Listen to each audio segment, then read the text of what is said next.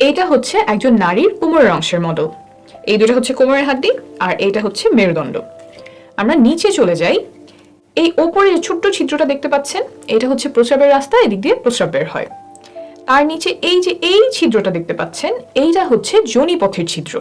এখান দিয়েই মাসিকের রক্ত বের হয়, প্রসবের সময় এই রাস্তা দিয়েই বাচ্চা বের হয় এবং সহবাসের সময় এই রাস্তাতেই বীর্যপাত হয়।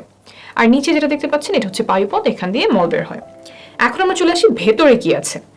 সবচেয়ে উপরের ছিদ্রটা ছিল প্রস্রাবের রাস্তা, তাই আমাদের প্রস্রাবের রাস্তার পেছনে আছে মূত্রথলি, এখানে প্রস্রাব জমা থাকে, তারপর প্রস্রাবের রাস্তা দিয়ে বের হয়ে যায়। এখন আমরা আসবো যোনিপথের রাস্তার পেছনে কি থাকে। সন্তান ধারণ বোঝার জন্য এটাই সবচেয়ে গুরুত্বপূর্ণ। যোনিপথের পেছনে থাকে এই জিনিসটা, আস্তে আস্তে বোঝাই। এই যে দেখছেন ছিদ্রটা, এটাই হচ্ছে যোনিপথের ছিদ্র। এদিক দিয়ে রক্ত বের হয়, এদিক দিয়ে বীর্যপাত হয়, আবার এই রাস্তা দিয়েই বাচ্চা প্রসব হয়। তো এইখানে হচ্ছে আমাদের বীর্যপাতটা হয়। বীর্যপাত হওয়ার পরে শুক্রাণু এইখান থেকে চলে যায় জরায়ুতে। জরায়ুটা হচ্ছে এই জিনিসটা, এই যে এইটা হচ্ছে আমাদের জরায়ু। ভেতর থেকে কিরকম দেখা যায়, ভেতর থেকে এরকম দেখা যায়। আমি আরেকটা ভালো মডেলে এই যোনিপথ এবং জরায়ুটা দেখাচ্ছি।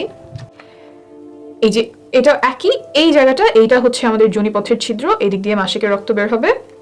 ভেতর থেকে যদি আসি তাহলে এই যে এইখানে আমার যোনিপথের ছিদ্র, এইটা হচ্ছে যোনিপথ, আর এই যে এইটা হচ্ছে আমাদের জরায়ু। সহবাসের সময় এই জায়গাটাতে বীর্যপাত হয়। এইখান থেকে শুক্রাণু জরায়ুর মুখ এই পর্যন্ত পৌঁছাতে লাগে মাত্র কয়েক সেকেন্ড। এখন অনেকে আমাকে প্রশ্ন করেন যে সহবাসের পরে কতক্ষণ চিত হয়ে শুয়ে থাকতে হবে, পা উঁচু করে কতক্ষণ রাখতে হবে, কোমরের নিচে কয়টা বালিশ দিতে হবে, বা শুনেছি অমুক অবস্থানে সহবাস করতে হবে, কিন্তু ওই অবস্থানটা আমার কষ্টদায়ক হয়। এই যে যতগুলো কাজ বললাম, এই কাজগুলোর কোনোটা গর্ভধারণে বা সন্তান ধারণে উপকার করে এমন কোনো প্রমাণ নেই। তাই এগুলোতে যদি আপনার কষ্ট হয় তাহলে এগুলো করার কোনো প্রয়োজন নেই। আপনার যদি ভালো লাগে তাহলে করতেই পারেন।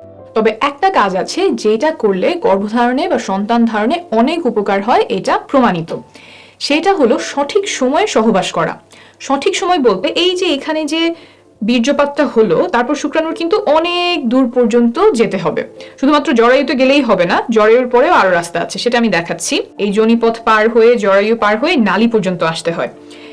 এই যে জরায়ুর দুই পাশে যে জিনিসটা দেখছেন, এইটাই ডিম্বাশয়। এইখানে ডিম্বাণু থাকে, তারপর ডিম ফুটে বের হয়ে নালীতে আসে। এইখানে এসে ডিম্বাণু শুক্রাণুর সাথে মিলিত হয়।